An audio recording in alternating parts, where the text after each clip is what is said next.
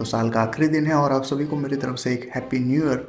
जब आप ये वीडियो देख रहे होगे तब तक शायद 2025 स्टार्ट भी हो चुका होगा। पर 2024 में इंडियन मूवीज की बात करें तो बहुत सी मूवीज ऐसी रही जिन्होंने सरप्राइज किया, तो बहुत सी ऐसी भी रही जिन्होंने काफी गंदे तरीके से डिसअपॉइंट किया। और हो सकता है कि 2025 में ऐसा ना हो, क्योंकि बहुत सी ऐसी मूवीज आने वाली है इंडियन सिनेमा की तरफ से जिनके लिए मैं काफी ज्यादा हाइप अप हूँ। अब इस वीडियो में ऐसी मूवीज को मैंने अवॉइड किया है जो कि बॉलीवुड की तरफ से बिग बजट की हो, और ऐसी मूवीज को इंक्लूड किया है जिनके बारे में बहुत ही कम लोग जानते हैं। तो शायद इस वीडियो में एग्री टू डिसएग्री वाला हिसाब किताब रहेगा, पर आप कमेंट्स में बता सकते हो कि आप कौन सी मूवी के लिए ज्यादा हाइप अप हो। तो सबसे पहले शुरू करते हैं सीक्वल से।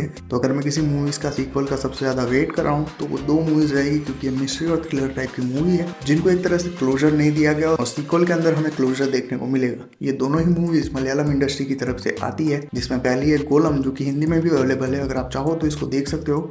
इसमें कहानी का आपको क्रक्स पता चल जाता है और पूरा क्लोजर आपको सेकंड पार्ट में देखने को मिलेगा। और दूसरी मूवी है जन गण मन, जिसमें हमें पृथ्वीराज सुकुमारन और सूरज वेंजरमुड़ी हमें देखने को मिले थे।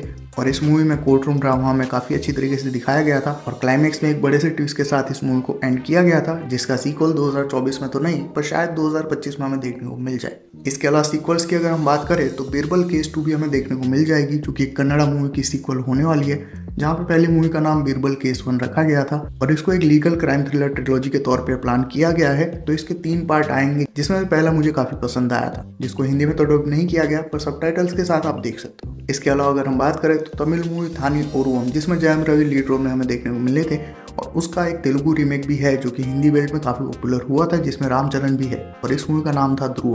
तो इसकी सीक्वल को बहुत टाइम से प्लान किया जा रहा है, तो हो सकता है कि 2025 में ये भी हमें देखने को मिल जाए। इसके अलावा अगर हम बात करें तेलुगु मूवीज के सीक्वल की, तो सबसे ज्यादा एक्साइटेड में रहूंगा गूढ़ाचारी पार्ट 2 के लिए, जिसमें अधिविशेष हमें देखने को मिले थे पार्ट 1 में। और अगर आपने किंग्समैन नाम की मूवी देखी है हॉलीवुड की, तो कुछ हद तक उसी वाइब को पहला पार्ट कैरी ऑन करने में कामयाब रहता है, और वो भी एक इंडियन सेटिंग में। तो इसके सेकंड पार्ट के लिए मैं काफी ज्यादा एक्साइटेड रहूंगा। और एंड में बात करें बॉलीवुड की, तो बॉलीवुड से सीक्वल तो नहीं पर तीसरा पार्ट आने वाला है एक मूवी का, जिसके लिए मैं काफी ज्यादा एक्साइटेड रहूंगा, जो कि जॉली LLB 3। इसमें दोनों ही जॉली का क्लैश हमें देखने को मिलेगा, यानी कि इसमें अक्षय कुमार भी होंगे और अरशद वारसी भी, और ये दोनों किस तरह से इस मूवी के अंदर क्लैश करेंगे ये देखना काफी इंटरेस्टिंग होगा। आगे बढ़ने से पहले अगर आप उन्हीं 90% ऑडियंस में से आते हो जो यूट्यूब एनालिटिकल डेटा के अकॉर्डिंग मेरे वीडियोस देखते तो हैं पर सब्सक्राइब नहीं किया है, तो this will be a right time, ताकि मुझे भी एक न्यू ईयर गिफ्ट मिल सके। तो डू हिट द सब्सक्राइब। तो अब बात करते हैं सोलो मूवीज की, जो मेरे अकॉर्डिंग मुझे डिसअपॉइंट नहीं कर सकती। और इस लिस्ट में सबसे पहले आती है रिचर्ड एंथनी। ये एक कन्नड़ा मूवी होने वाली है जो कि रक्षित शेट्टी डायरेक्ट करने वाले हैं और उसमें एक्ट भी करेंगे, और मूवी के अंदर ऋषभ शेट्टी भी हमें देखने को मिलेंगे।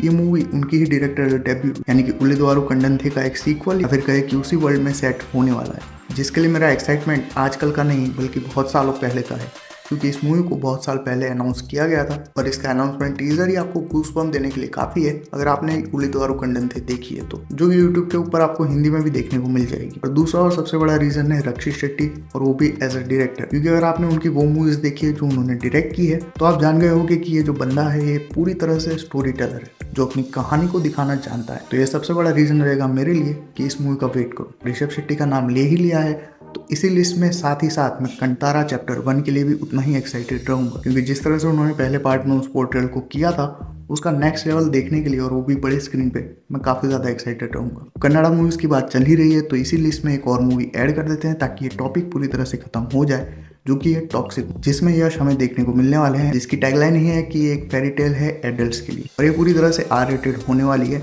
जिसके चलते मैं काफ़ी ज़्यादा एक्साइटेड रहूंगा इस मूवी के लिए भी। जिसकी डायरेक्टर यानी कि गीतू जी किस तरह से टॉक्सिसिटी दिखाती है, क्योंकि मूवी का नाम भले ही टॉक्सिक रखा गया हो पर मूवी के अंदर यश के अलावा बहुत सी फीमेल लीड को कास्ट किया गया है, जिसके चलते ये काफ़ी एक यूनिक कॉन्सेप्ट बन सकता है। अब बात करें तमिल इंडस्ट्री की, तो इस इंडस्ट्री की तरफ से जो सबसे बड़ी ऑफरिंग हमें देखने को मिलेगी वो होने वाली है कूली, क्योंकि हम सब जानते हैं कि लोकेश कनगराज अपने फेवरेट स्टार्स को किस तरह से स्वैग में दिखाना चाहते हैं, और इस स्वैग को कैरी करते हुए रजनीकांत को देखना अपने आप में ही एक बड़ी ट्रीट होने वाली है, जिसमें अनिरुद्ध का म्यूजिक भी ऐड हो जाता है। तो बड़े स्क्रीन के ऊपर तो धमाका मचने वाला है, फिर चाहे ये लोकी यूनिवर्स में सेट हो या ना हो उससे मुझे कोई फर्क नहीं पड़ता, बस मुझे जल्द से जल्द ये मूवी दिखा दो। और स्वैग की बात चल ही रही है तो थलपति को कैसे भूल सकते हैं। उनकी आखिरी मूवी यानी थलपति 69 भी इस साल हमें देखने को मिल जाएगी और ये उनकी आखिरी मूवी होने वाली है, जिसको लेकर डायरेक्टर ने बोल दिया है कि ये किसी भी मूवी की रीमेक नहीं होने वाली और 100% इसकी कहानी ओरिजिनल रखी गई है। तो इस मूवी को देखना स्पेशली मेरे लिए थोड़ा सा इमोशनल हो जाएगा, क्योंकि मैं बहुत ही बड़ा थलपति विजय का फैन हूँ। पर फिर भी एक आखिरी बार मैं उनको बड़े स्क्रीन के ऊपर तो डेफिनेटली देखना चाहूंगा। इसके अलावा कुबेरा नाम की एक पैन इंडिया मूवी भी रिलीज होने वाली है, जिसमें धनुष लीड रोल में देखने को मिलेंगे और साथ ही नागार्जुना भी हमें देखने को मिलने वाले हैं। और इस मूवी का कॉन्सेप्ट ही काफी ज्यादा अमेजिंग है, जहाँ पे धनुष किस तरह से एक भिखारी से एक अमीर आदमी की सीढ़ी चढ़ते हैं वो इस मूवी के अंदर दिखाया जाएगा। और साथ ही इस मूवी की मेन थीम रहने वाली है ग्रीड यानी कि लालच। तो ये कुछ हद तक आदू कालम मूवी की वाइब को मैच कर रहा है, क्योंकि धनुष की नेशनल अवार्ड विनिंग मूवी रही है और वापस से धनुष को उसी टाइप की मूवी के अंदर देखना थोड़ा सा इंटरेस्टिंग तो रहेगा। अब देखते हैं कि यह मूवी स्क्रीन के ऊपर किस तरह से निकल के आती है। जहाँ तमिल इंडस्ट्री के बड़े बड़े सुपरस्टार स्क्रीन के ऊपर छाए रहेंगे, वैसे में कमल हसन भी कैसे पीछे रहते हैं। नहीं, मैं इंडियन 3 की बात नहीं कर रहा, क्योंकि वो तो डायरेक्ट OTT के ऊपर रिलीज होगी। और साथ ही मणिरत्नम के साथ उनकी थग लाइफ मूवी बड़े स्क्रीन के ऊपर हमें इस साल देखने को मिल जाएगी। इसके टीजर को काफी लंबे समय पहले रिलीज किया गया था और एक काफी एपिक वे में शूट भी किया गया, जिसे देखने के बाद हमें लगता है कि मणिरत्नम अपने पुराने फॉर्म में वापस आ चुके हैं। कमल हसन के साथ वो क्या जादू बिखेरते हैं स्क्रीन के ऊपर, ये तो थिएटर्स में ही हमें पता चलेगा। बात करें एक और पैन इंडिया मूवी की, जो कि मास मसाला एंटरटेनर होने वाली है। ये मूवी है OG यानी कि ओरिजिनल गैंगस्टर, जिसके अंदर पवन कल्याण हमें लीड रोल में देखने को मिलने वाले हैं। और इसका भी एक टीजर काफी लंबे समय पहले रिलीज किया गया था और इस टीजर को देखने के बाद ही मैं थोड़ा सा एक्साइटेड हूँ पवन कल्याण को मास अवतार में देखने के लिए वापस से। और फाइनली अब आ जाते हैं बॉलीवुड मूवीज की तरफ या कहें हिंदी मूवीज की तरफ। तो इसमें सबसे पहले जो मूवी आने वाली है वो होगी छावा, जिसके टीजर ने ही एक तरह से इंटरनेट ब्रेक कर दिया था। अब विकी कौशल के परफॉर्मेंस को लेके तो कोई क्वेश्चन है ही नहीं, जिसके चलते ये मूवी काफी ज्यादा एक्साइटेड वॉच होने वाली है। पर इससे पहले हम छावा देख पाए, हमें देखने को मिलेगी देवा, जो कि शाहिद कपूर की मूवी होने वाली है और एक कॉप थ्रिलर मूवी होने वाली है, जिसको डायरेक्ट किया गया है एक मलयालम डायरेक्टर के थ्रू, जिनका नाम मुझे अभी याद नहीं आ रहा है, पर स्क्रीन के ऊपर मैं इसको डाल दूंगा। और इसका फर्स्ट लुक भी काफी इंटेंस लग रहा था।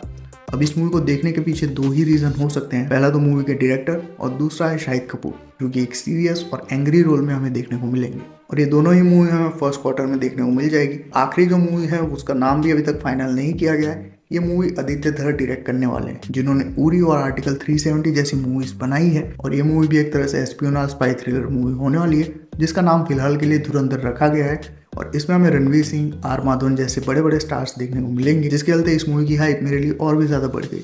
और इसका नाम जो भी रहे और जब भी रिलीज हो, पर मैं काफी ज्यादा एक्साइटेड रहूंगा। With that being said, video को लंबा ना करते हुए, ये थी मेरी कुछ मूवीज की लिस्ट, जिनको देखने के लिए 2025 में मैं काफी ज्यादा एक्साइटेड हूँ।